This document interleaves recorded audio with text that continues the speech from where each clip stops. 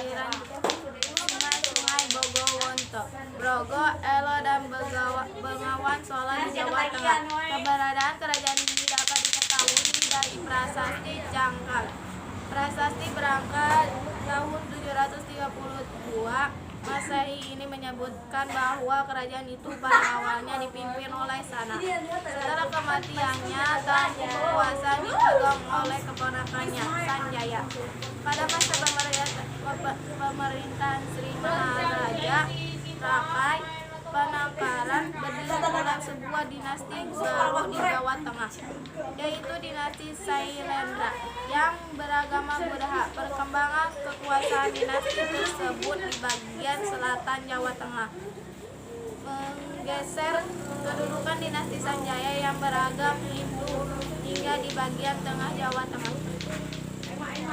Akhirnya, untuk memperkuat kedudukan masing-masing, kedua dinasti itu sepakat bergabung. Caranya adalah melalui pernikahan antara Raja Putri Pramodaharewani dari pihak Sailendra dengan Rakai Pikatan dari dinasti saingannya. Kehidupan rakyat Mataram kuno. Rakyat Mataram kuno menggantungkan kehidupannya pada hasil pertanian. Hal ini mengakibatkan banyak kerajaan-kerajaan serta daerah lain yang saling mengekspor dan mengimpor hasil pertaniannya. Usaha untuk meningkatkan dan mengembangkan hasil pertanian telah dilakukan sejak masa pemerintahan rakyat Ngayuwangi. Usaha perdagangan juga mulai mendapat perhatian ketika Raja Balitung berkuasa. Raja telah memerintahkan untuk membuat pusat-pusat perdagangan serta penduduk di sekitar kanan kiri aliran sungai Bengawan Solo diperintahkan untuk menjamin kelancaran arus lalu lintas. Sungai tersebut dibebaskan dari pungutan pajak. 4. Penyebab runtuhnya kerajaan Mataram kuno. Runtuhnya kerajaan Mataram kuno disebabkan oleh beberapa faktor. Pertama, disebabkan oleh letusan Gunung Merapi yang mengeluarkan lahar. Kemudian lahar tersebut menimbun candi-candi yang didirikan oleh kerajaan sehingga candi-candi tersebut menjadi rusak. Kedua, runtuhnya kerajaan Mataram disebabkan oleh krisis politik yang terjadi tahun 927 sampai 929 Masehi. Ketiga, runtuhnya kerajaan dan perpindahan letak kerajaan dikarenakan pertimbangan ekonomi. 5. Penimbangan kerajaan Mataram.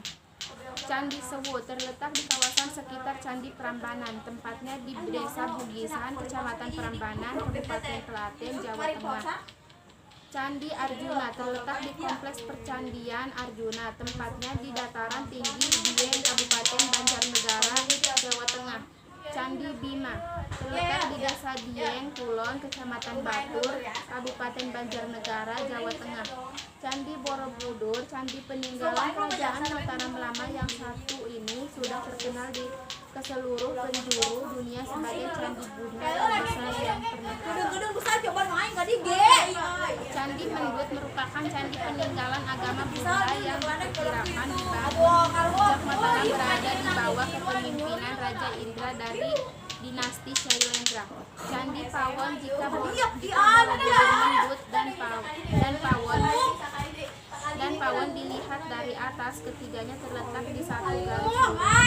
Candi Puntadewa, candi yang terletak di kompleks Candi Arjuna ini juga merupakan candi peninggalan kerajaan Mataram kuno. Candi Semar terletak berhadapan langsung dengan Candi Arjuna, bentuknya segi empat, membujur arah utara selatan dengan tangga masuknya berada di sisi timur dan barat. Kesimpulan sejarah berdirinya kerajaan Mataram kuno diperkirakan berada di wilayah aliran sungai Bogowonto, Brogo, Elo, dan Bengawan Solo di Jawa Tengah. Keberadaan kerajaan ini dapat diketahui dari prasasti Canggal. Prasasti berangkat tahun 732 Masehi. Ini menyebutkan bahwa kerajaan itu pada awalnya dipimpin oleh Sana. Setelah kematiannya, tampuk kekuasaan dipegang oleh keponakannya, Sanjaya.